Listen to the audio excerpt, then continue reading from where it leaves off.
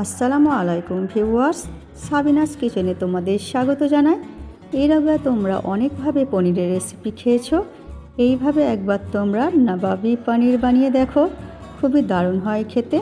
আশা করছি তোমাদের খুবই ভালো লাগবে। Aha. Yes.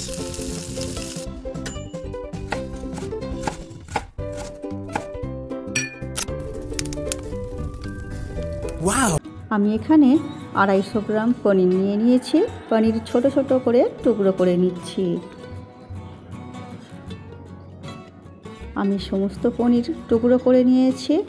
এরপর কড়াইতে আমি সর্ষের তেল দিয়ে দিচ্ছি। তোমরা চাইলে সাদা তেলেও রান্না করতে পারো। এরপর আমি সমস্ত পনির তেলে দিয়ে দিচ্ছি, দিয়ে এরপর ভালো করে ভেজে নেব। পনির ভালো করে ভেজে নিয়ে আমি তেল ঝরিয়ে তুলে নেব। বেশি ভাজবো না, ভাজলে শক্ত হয়ে যাবে। আমি ভেজে নিয়ে তুলে নিচ্ছি তেল ঝরিয়ে।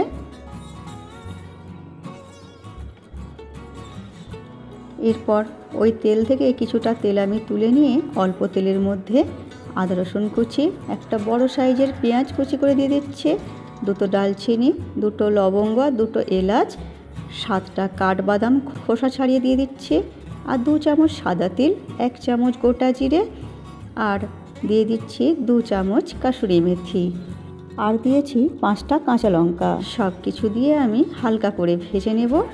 ভেজে নিয়ে এরপর আমি এর মধ্যে কিছুটা পানি দিয়ে দেব, দিয়ে আমি ঢেকে সেদ্ধ করে নেব।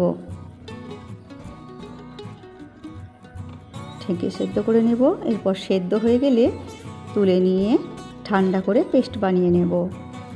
এরপর কড়াইতে আবার আমি কিছুটা তেল দিয়ে ওই বানিয়ে রাখা পেস্ট দিয়ে দিচ্ছি।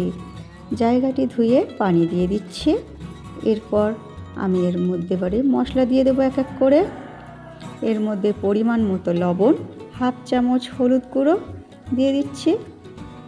আমি প্রত্যেকটা মশলা দেওয়ার পর নেড়ে দেব।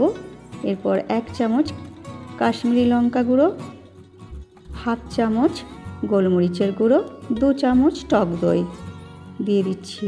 দিয়ে ভালো করে এবারে মশলা কষাতে থাকবো। 1/2 চামচ চিনি দিয়ে দিচ্ছি স্বাদটা ব্যালেন্সের জন্য। মশলাও ভালো করে কষানো হয়ে গেলে ভেজে রাখা পনির দিয়ে দিচ্ছি। দিয়ে এরপরে পানি দিয়ে দেবো অল্প করে, দিয়ে ঢেকে হতে দেব। আমার রেসিপিটি তোমাদের এই পর্যন্ত পছন্দ হলে একটা লাইক করে দিও। পরবর্তী রেসিপি কী পেতে চাও সেটাও কমেন্ট করে জানিও। এই রকম গ্রেভি থাকা অবস্থায় নামিয়ে নিতে হবে। নামানোর আগে 1 চামচ ঘি দিয়ে দিচ্ছি, দিয়ে ভালো করে নেড়ে দিয়ে এরপর তোমরা নামিয়ে গরম গরম ভাত, পোলাও, রুটি, পরোটা তোমাদের পছন্দ মতো খাবারের সঙ্গে পরিবেশন করো। আমার রেসিপিটি তোমাদের কেমন লাগলো কমেন্ট করে জানিও। ভালো লাগলে বন্ধুবান্ধবের মাঝেও শেয়ার করে দিও। আমার রেসিপিটি ফেসবুক থেকে দেখলে ফলো করে দিও, ইউটিউব থেকে দেখলে সাবস্ক্রাইব করে পাশে থেকো। আমার রেসিপিটি শেষ পর্যন্ত দেখার জন্য তোমাদের অনেক অনেক ধন্যবাদ রইল।